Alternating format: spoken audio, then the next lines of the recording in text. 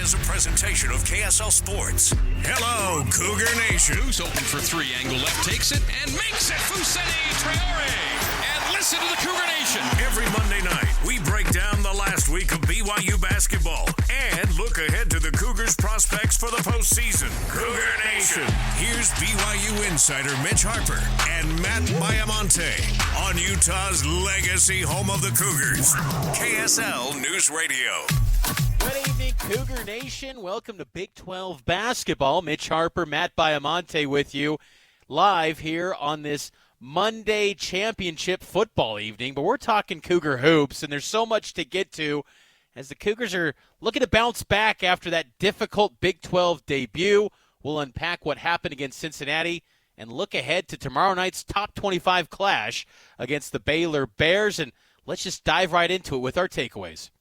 Cougar Nation takeaways. Mitch and Matt analyze BYU's last week of play and what it means for the next week.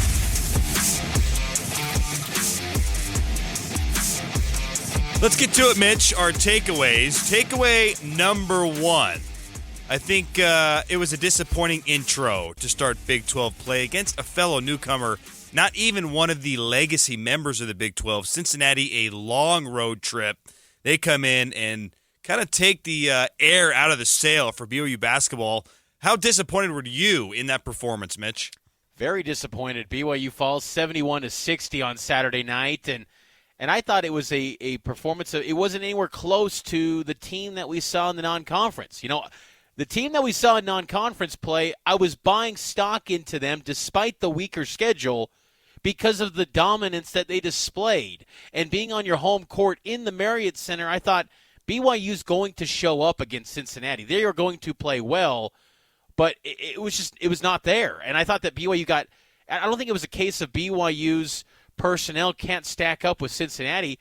I just thought they lacked some belief in that second half. Once things started to go away from them, Cincinnati pulled away, and BYU's belief and confidence was rattled. And I thought that was what was so disappointing to me. What about for you?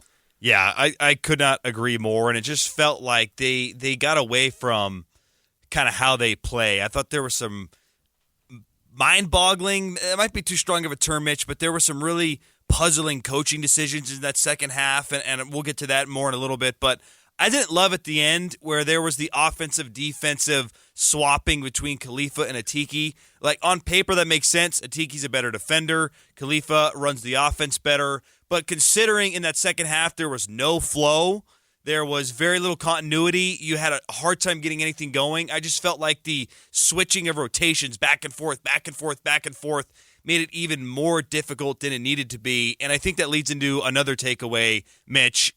What was Coach thinking leaving Trevenell out of the game for over 6 minutes? He exits with about 10 minutes to go, and he was clearly BYU's best player. He was their most reliable scorer. Up to that point, he had made 9 of 13 threes. He had a new career high in scoring. He takes him out, and he sits for 6 minutes. It just did not make a lot of sense, Mitch. Trevenell had a career high, 27 points, all of which come from three. He knocked down 9 threes, second all-time in a single game in BYU history for most threes made. This was Mark Pope on his thought process behind the decision to sit Trevenell as long as he did. You know, Trev is playing such great basketball on both ends of the floor. It was really terrific, and we're trying to keep fresh bodies on there the best we can and trying to maintain some matchup integrity with some of the matchups that we liked well, but he was terrific tonight. I thought he was fantastic. Pope basically kind of ducked around the question. Let's just call that what it is, that answer to that. I mean, look, it was, you know, in the non-conference there were times where fans are saying Jackson Robinson should be starting over Trevenell, and now people are saying Trevin should be staying. But the thing is, Trevin was having a historic night. Ride that hot hand. He was the only guy that was knocking anything down, any sort of semblance of offense. Let that guy cook. It's like that meme of Woody holding back the toy and saying, hold up, let him cook. Let Trevenell cook, Mark Pope. Yeah, and I didn't like at the end of that quote, too, and he said, you know, we were trying to keep matchup integrity, and it's like, by that point, that's out the window. Like, the game has become what it's become. you've got to ride with the guys that are playing well. And Trevor Nell was by far the best player. He even said in the quote, Trevor Nell's playing great on both sides of the floor. Then play the man, for heaven's sakes.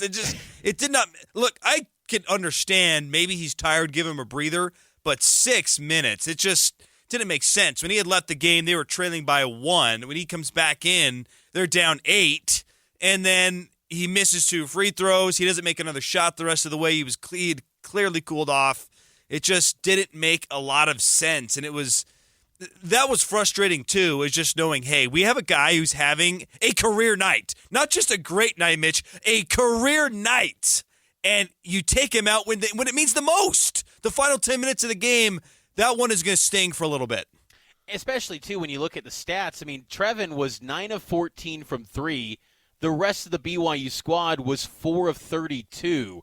You put those two numbers together, it was 13 of 46. But Trevin was the only guy knocking down threes. And BYU got a lot of praise coming into that game last week. They were the nation's darling, and everyone was talking about them being the best shooting team in college basketball. That's why there was this belief that this team can do something special. I think this team can still be pretty good, and we want to get the voice of Cougar Nation out there. 801-575-8255.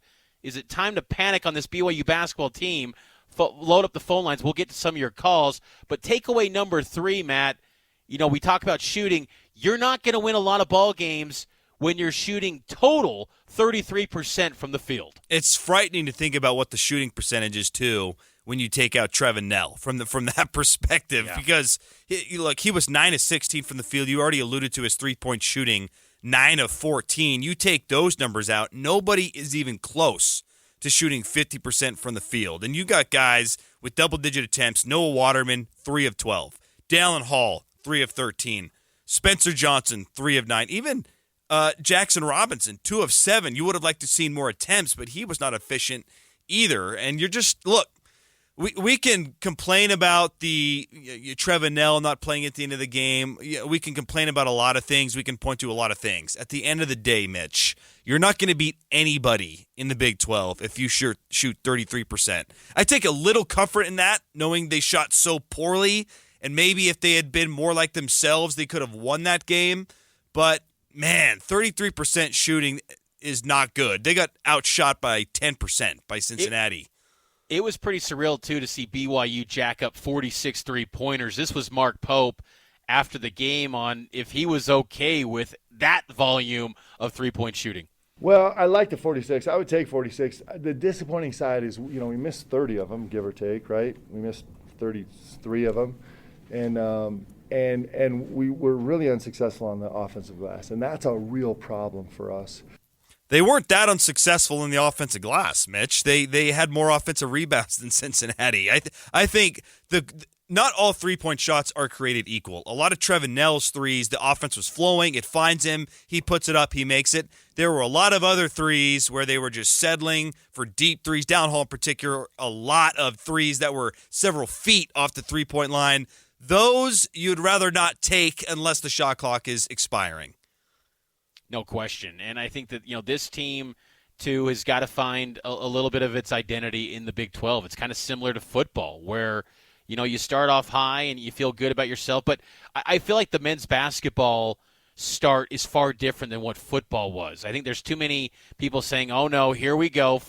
Men's basketball is going to do the same nosedive that football did. Football was a bad product even in non-conference play. Yep. It looked bad against Sam Houston. It didn't shock any of us that they were losing in the Big 12. It was just shocking that they never got it right offensively. BYU basketball is a good team. It's just, I think it was just a little bit worrisome to lose to a fellow newcomer on your home floor. That's what kind of makes you pause. And again, the question of the day today is it time to panic on BYU basketball? We want to hear from Cougar Nation throughout the show. Let's get into the phone lines. Linda from Salt Lake City. Linda, is it time to panic on this BYU team? No, I love the players, especially Trevor Nell and Noah Waterman are two of my very favorite players. And I just felt so bad for Noah Saturday night. I mean, he just couldn't seem to get the shots in, and I just felt so bad. And And I agree with you guys on Mark Pope, and when I didn't want him to take Trevin out of the game either. I don't think that was right at all, because where he was scoring a bunch of points and stuff, that really made me mad. Actually, I thought, agree. why are you doing this? I think a lot of Cougar Nation, Linda, was sharing those similar sentiments. Thanks for the call. 801-575-8255. Yeah, Noah Waterman, 7 points, 3 of 12, 1 of 9 from 3. Noah's having this trend of these big games against Utah, against Cincinnati. He's not delivering at the level that we saw against NC State and Arizona State, where he's the Vegas Showdown MVP. They need Noah Waterman to show up, Matt. Yeah, however, I do want to give him some credit. 8 rebounds. He led the team in rebounding. Yeah. The team got out-rebounded by Cincinnati, and I think that played a large role in the loss as well. But I thought Noah was still impactful in ways. It's just 1 of 9. That is hard. That's hard to stomach, and I think the only nitpick I have with Noah is he has shown throughout his career he could be insanely hot and hit 5, 6, or 7 threes, and he's making a difference. And there's other games, like the Utah loss and the Cincinnati loss, Mitch, where he's not shooting the ball well. My only nitpick would be when you don't have it from deep, get in the low paint, backdoor cuts, get to the free throw line, no free throws. You got to find ways to score besides sitting on the three-point line. So I love that he was involved on the glass, but if you don't have it from deep, get to the rim. I felt like that was missing from nearly everybody on the team. Dallin Hall wasn't attacking as much as he's capable of doing. Noah Waterman was floating on the three-point line. If you're not shooting it well, find a way to get to the free throw line, find a way to get to the rim to try and get your game going. BYU's 12-2 overall, 0-1 in Big 12 play. We'll take our first time out. We'll get to more of your phone calls, 801-575-8255. It's Cougar Nation. The voice of Cougar Nation can be heard over this next hour talking BYU hoops, and we're going to share our thoughts on if it's time to panic on BYU basketball. Taking a break, more after this.